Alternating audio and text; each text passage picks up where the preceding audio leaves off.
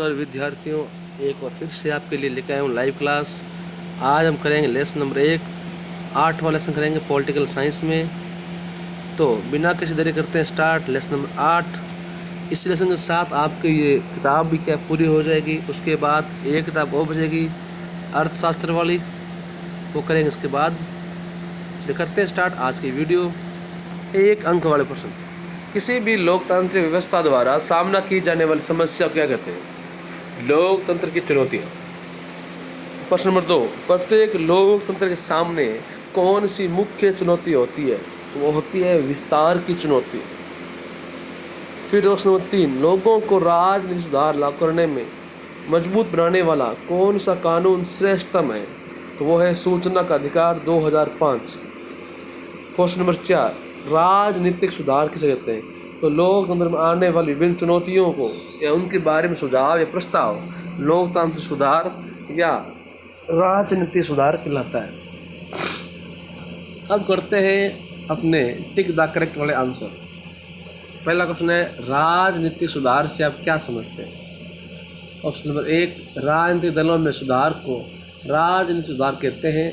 Option number 2, लोकतंत्र की विभिन्न चुनौतियों के बारे में सभी सुझाव या प्रस्ताव लोकतांत्रिक सुधार या राजनीतिक सुधार कहलाता है। ऑप्शन नंबर 3, राजनीतिक व्यवस्था में सुधार करना। ऑप्शन नंबर 4, राजनीतिक गतिविधियों के बारे में सुधार करना। तो विद्यार्थियों ऑप्शन होगा इसमें खे, या मैं बोल सकते हैं आप कि लोकतंत्र की विभिन्न चुनौतियों के बारे में सभी सुझाव या प्रस्ताव लोकतांत्रिक सुधार कहलाते हैं। क्वेश्चन नंबर 2, लोकतंत्र की क्या परिभाषा है? तो विद्यार्थियों आपको मैं इसकी परिभाषाएं बहुत बार आज को कई वीडियो में बार बार परिभाषाएं आ चुकी है, तो अब लगता नहीं कि इसकी परिभाषा आपको याद नहीं होगी। ऑप्शन दिया है पहला, लोकतंत्र शासन वह स्वरूप जिसमें लोग अपने शासक का चुनाव करते हैं। ऑप्शन नंबर 2, लोकतंत्र संसदीय शासन प्रणाली का दूसरा रूप है। ऑप्शन नंबर 3, लोकतांत्रिक विभिन्न प्रकार चुनौतियों का सामना करता है। ऑप्शन नंबर 4, अफसरशाही के माध्यम से जो शासन चलता है। तो विद्यार्थी इसका उत्तर होगा के नंबर। लोकतंत्र शासन का वह स्वरूप है जिसमें लोग जनता अपने शासक का चुनाव करती है। क्वेश्चन नंबर 3, एक अच्छे लोकतंत्र को किस प्रकार से आप परिभाषित कर सकते हो कि इसमें क्या हो? एक अच्छे लोकतंत्र में जनता शासक को जनता चुनती है और जनता की भावनाओं और आकांक्षाओं के हिसाब से शासक काम करता है। ऑप्शन नंबर बी, एक अच्छा प्रशासक अच्छे प्रशासनतंत्र ये अच्छे लोकतंत्र गुण है। ऑप्शन नंबर सी, शासन में जनता की भागीदारी ही एक अच्छा लोकतंत्र है। ऑप्शन नंबर डी, जनता को अधिक से अधिक अधिकार मिलना ही एक अच्छा लोकतंत्र है। तो विद्यार्थी का ऑप्शन क्या होगा? नंबर के, एक अच्छा लोकतंत्र वह है जिसमें शासक को जनता चुनती है और जनता की भावनाओं और आकांक्षाओं के हिसाब से शासक काम करे।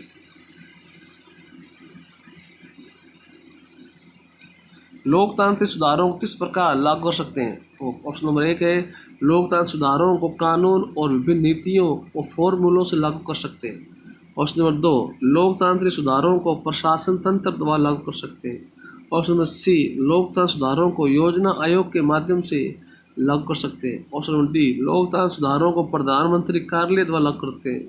तो विद्यार्थियों का उत्तर क्या होगा? उत्तर होगा नंबर 1, लोकतांत्रिक सुधारों को कानून और विभिन्न नीतियों या फॉर्मूलों से लागू करते हैं।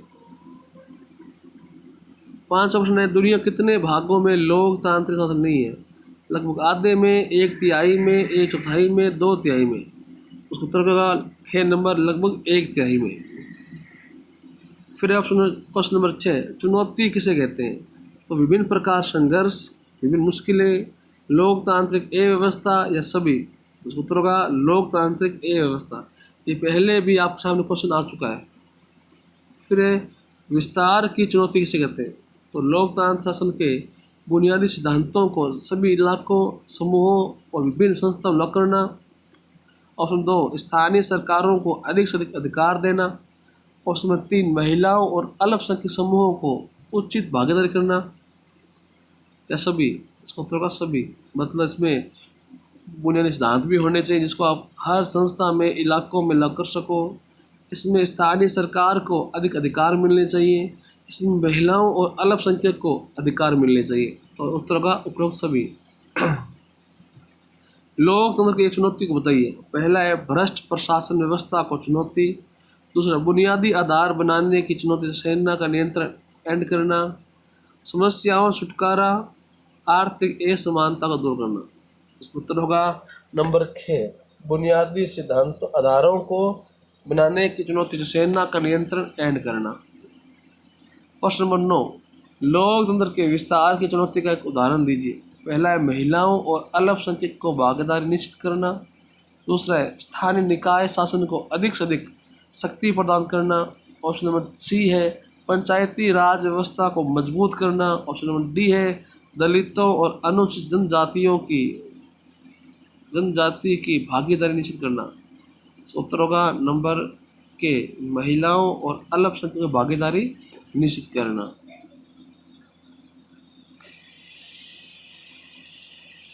क्वेश्चन नंबर 10, लोकतंत्र को मजबूत बनाने के लिए चुनौती का उदाहरण दीजिए। ऑप्शन नंबर 1 है संस्थाओं की कार्य प्रणाली में सुधार। ऑप्शन बी है राजनीतिक दलों में सुधार। और सी है सत्ता का विकेंद्रीकरण। ऑप्शन डी है सभी। उत्तर होगा संस्थाओं की कार्य प्रणाली में सुधार।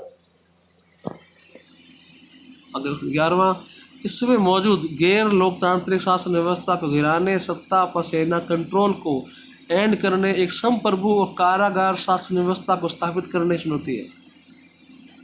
ऑप्शन नंबर 1 विस्तार की चुनौती, बी लोकतंत्र को मजबूत बनाने की चुनौती, सी बुनियादी आधार की चुनौती। ऑप्शन डी सभी। उत्तर होगा बुनियादी आधार बनाने की चुनौती। क्वेश्चन 12वां, निम्नलिखित में कौन चुनौती हर लोकतंत्र के सामने? विस्तार की चुनौती, लोकतंत्र को मजबूत बनाने की चुनौती, बुनियादी आधार चुनौती और या कोई नहीं। उत्तर होगा लोकतंत्र को मजबूत बनाने की चुनौती। विद्यार्थियों आगे इसके उत्तर भी आगे हैं, आप चाहो तो यहाँ से अपने उत्तरों को मिला सकते हो। अगर आप उत्तर को रॉन्ग होता है तो उसको आप सही कर सकते हो। अब अति लघु उत्तरीय प्रश्न, धर्मनिरपेक्षता से आप क्या समझते हैं? तो राज्य का अपना कोई धर्म नहीं हो, राज्य में रहने वाले लोग अपनी इच्छा से कोई भी धर्म अपना सके, कोई भी राज्य में धर्म के आधार पर भेदभाव नहीं हो, इसी को धर्मनिरपेक्षता कहते हैं। क्वेश्चन नंबर 2, लोकतांत्रिक व्यवस्था क्या है? ऐसी व्यवस्था जिसमें केंद्र में लोग हों, अर्थात लोगों ने सरकार बनाई हो जो जनता के हित के लिए काम करेगी और जनता की इच्छा तक ही काम करेगी। निरक्षरता क्या है? वह करने से क्या हो, लोगों को अक्षरों का ज्ञान नहीं हो, अर्थात जो लोग पढ़ ना सके लिख ना सके, वह क्या है? निरक्षरता है। क्या राजनीतिक सुधार से क्या समझते हैं? तो लोकतंत्र में आने वाली विभिन्न चुनौतियों के बारे में सुझाव या प्रस्ताव ही राजनीतिक सुधार है। क्वेश्चन नंबर 5, लोकतांत्रिक सुधारों को किस प्रकार लागू कर सकते हैं? लोकतंत्र सुधारों को कानून और विभिन्न नीतियों या फॉर्मूलों से लागू कर सकते हैं।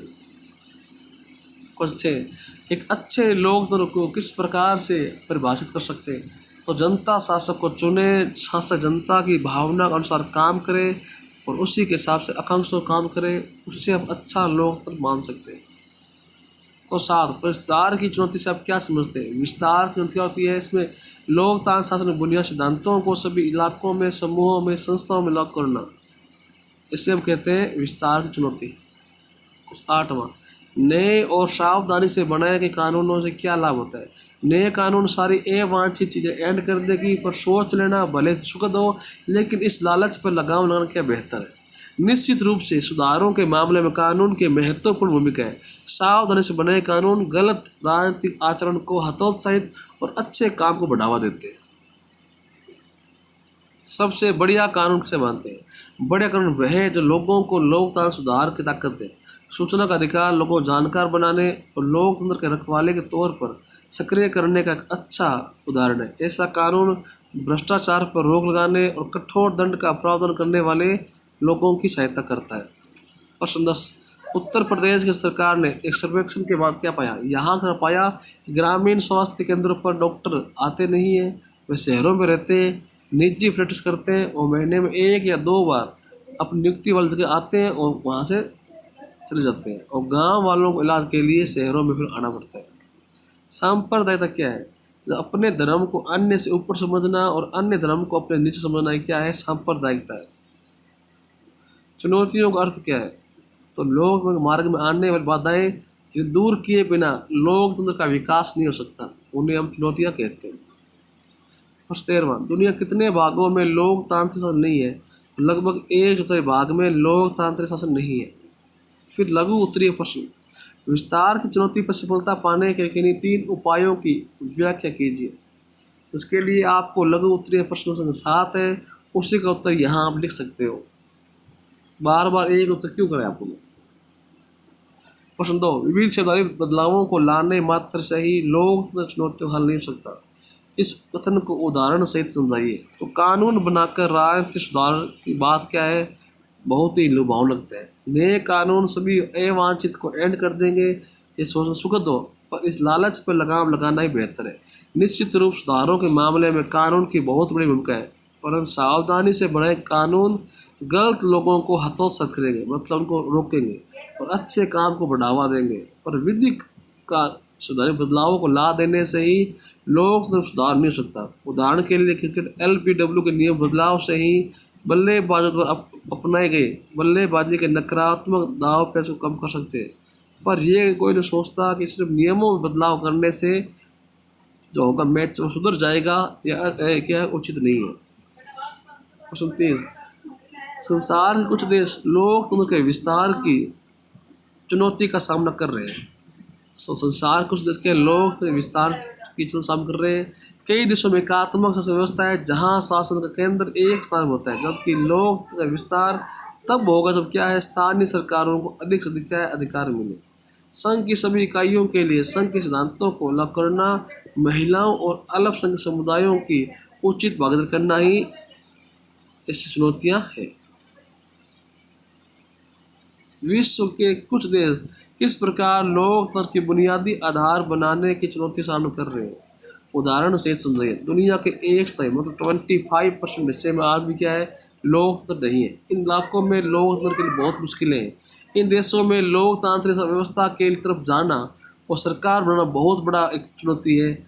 इसमें चुनौती मौजूद गैर लोकतांत्रिक शासन को एंड करना, सत्ता पर सेना कंट्रोल एंड करना, एक संप्रभु शासन व्यवस्था की स्थापना करना भी एक चुनौती है। प्रश्न 5, लोकतंत्र की पूर्ण परिभाषा में किन किन तत्वों को जोड़ा गया है? तो इस परिभाषा में अपने शासक का चुनाव खुद करते हैं, इसके बाद कुछ और इसमें जोड़ा गया है। पहला, लोगों द्वारा चुने गए शासक सारे फैसले ले। तो चुनावों में लोगों को वर्तमान शासक को बदलने, अपनी पसंद को बताने का अवसर और विकल्प मिलना चाहिए, और ये विकल्प और अवसर किसी को बराबरी से मिलना चाहिए, हर किसी को। ऑप्शन 3 है, इसमें विकल्प चुनने के इस तरीके से ऐसी सरकार का निर्माण हो जो संविधान के नियमों और लोगों के अधिकारों को मानते हुए काम करे। प्रश्न नंबर 6, किस प्रकार कानून राजनीति में सफल होते हैं? तो अच्छे काम करने के लिए बढ़ावा देने वाले या लाभ पहुंचाने वाले कानून का सफल होना अधिक होता है। सबसे बड़े कानून वो है जो लोगों में सुधार लाए।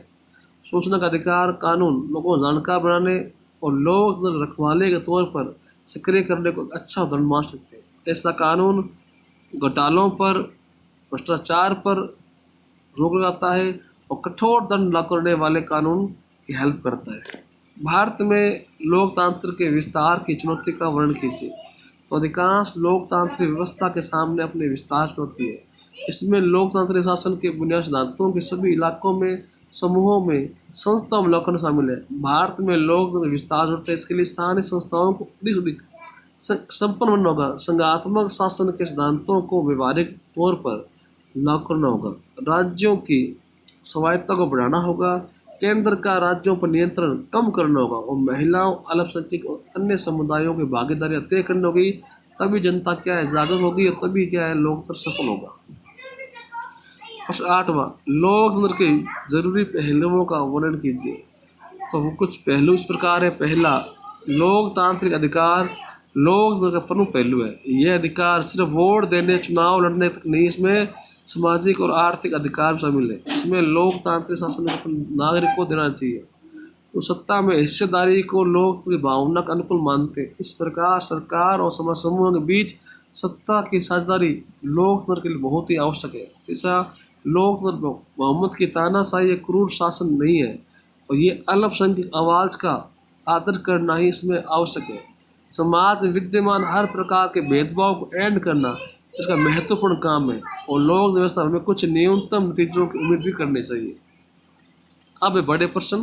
पहला है लोक समूह की चुनौतियों का वर्णन कीजिए। तो हम देखते हैं अलग अलग देशों के सामने अलग अलग प्रकार की चुनौतियाँ हैं। 3 प्रमुख चुनौती इस प्रकार। पहला, दुनिया के जिन देशों में लोक नहीं है उन इलाकों पे लोकतंत्र लेके आना, वहाँ लोकतंत्र से सरकार बनाना, ये जरूरी बुनियाद आधार की चुनौती है। इसमें मौजूद गैर लोकतंत्र शासन को एंड करना है, सत्ता पर सेना कंट्रोल को एंड करना है, एक संप्रभु कारागार शासन व्यवस्था लानी है। प्रश्न 2, अधिकांश लोग ऑप्शन या 2 नंबर सॉरी अधिकांश स्थापित लोकतंत्र में अपने विस्तार चुनौती है। इसमें लोकतांत्रिक शासन के बुनियादी सिद्धांतों को सभी इलाकों, समूहों और संस्थाओं में लागू किया जाता है। स्थानीय अधिकारों को अधिक से अधिक संपन्न करना, संघ की सभी इकाइयों के लिए संघ के सिद्धांतों को व्यवहारिक रूप से लागू करना, महिलाओं और अल्पसंख्यक समूहों को उचित भागीदारी करना, ये चुनौतियाँ हैं। इसका मतलब यह है कि कम से कम चीज़ें ही लोकतंत्र के कंट्रोल से बाहर हो। भारत और दुनिया के सबसे पुराने लोकतंत्र में से एक अमेरिका जैसे देशों में चुनौती है। थर्ड है लोग को क्या करना, मजबूत करना। हर लोक देश में किसी न किसी रूप में ये चुनौती रहती है। इसमें लोकतांत्रिक संस्थाओं और व्यवहारों को मजबूत किया जाता है। ये काम हर तरफ से होना चाहिए कि लोग तो जुड़ी अपनी उम्मीदों को पूरा कर सके, लेकिन अलग अलग समाज में आदमी लोग की अलग अलग क्या अपेक्षा करता है। इसलिए चुनौती दुनिया के अलग अलग हिस्सों में अलग अलग अर्थ और स्वरूप ले लेती है। संक्षेप में कहें तो इसका मतलब है संस्थाओं की कार्य प्रणाली सुधार करना और मजबूत करना, ताकि जनता भागीदारी और नियंत्रण में वृद्धि कर सके। इसके लिए फैसला लेने की प्रक्रिया पर अमीर और गरीब सभी का क्या हो, कंट्रोल को कम किया जाए, गरीबों को मौका मिले। एक अच्छे लोकतंत्र की परिभाषा दीजिए, इसकी मुख्य क्या विशेषताएं हैं। तो लोकतंत्र वैसे रूप इसमें जनता अपने शासन चुनाव खुद करती है। इसमें जनता अपने सरकार के नियमों और नागरिक अधिकार मानते हुए कानून बनाती है। चुनाव में लोगों को शासक बदलने और अपनी पसंद जाहिर करने का अवसर मिलता है। अब करते बाद इसकी विशेषता। पहला, इसमें जनता के हाथ में सत्ता होती है। जनता अपने शासक का चुनाव खुद करती है और चाहे जब उसको हटा भी सकती है। इस सरकार जनता के प्रति क्या है, जिम्मेवार होती है। इसलिए संविधान के नियमों के अनुसार वो जनता के लिए कानून भी बनाती है। इसमें जनता वोट डालने, चुनाव लड़ने का अधिकार भी होता है। जनता चाहे तो अपनी पार्टी भी बना सकती है। चौथा, इसमें मतभेदों का निपटारा शांतिपूर्ण करते हैं और टकरावों को कम से कम करने की कोशिश की जाती है। इसमें जनता को सरकार की गलत नीतियों की आलोचना का अधिकार होता है।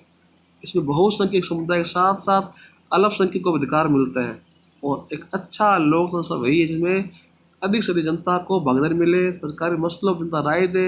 जनता राजनीतिक रूप से क्या है, पढ़ी लिखी होगी तो वो एक अच्छे लोकतंत्र का निर्माण कर सकती है। जो अच्छे लोकतंत्र की क्या विशेषता है, अच्छा लोग वही है जिसमें स्वतंत्र निष्पक्ष चुनाव हो, इसमें सही नेता चुनकर सरकार में आ सके, इसमें जनता को राजनीतिक समानताएं मिलती है, कोई व्यक्ति सरकार में जा सकता है और पार्टी का निर्माण कर सकता है।